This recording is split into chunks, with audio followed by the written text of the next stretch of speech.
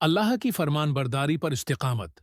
मौजूदा दौर में जहां लोग मुख्तलिफ मुश्किलात और गमराहियों का शिकार हैं, ये आयत हमें सिखाती है कि हमें अल्लाह की उताअत और फरमानबरदारी के लिए हमेशा दुआ करते रहना चाहिए ताकि हम दीन पर कायम रहें।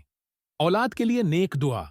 आज वालिदीन के लिए ये आयत एक रहनुमाई है कि वो अपनी औलाद के लिए नेक और हदायत याफ्ता होने की दुआ करें।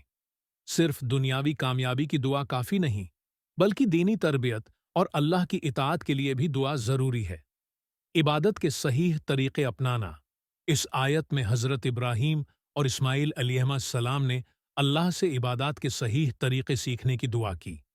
आज भी मुसलमानों को चाहिए कि वो इबादत को संत नबवी के मुताबिक इंजाम दें और अपनी इबादत को खालिस अल्लाह के लिए मखसूस रखें। तौबा और अल्लाह की रहमत।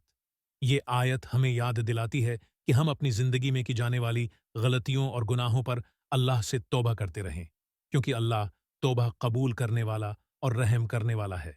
अमत मुसलमा की बुनियाद। ये आयत अमत मुसलमा के लिए एक बुनियादी सबक है कि हम बहैसियत अमत अल्लाह की इताअत के लिए एक मिसाल बनें और लोगों को नेकी की तरफ दावत दें।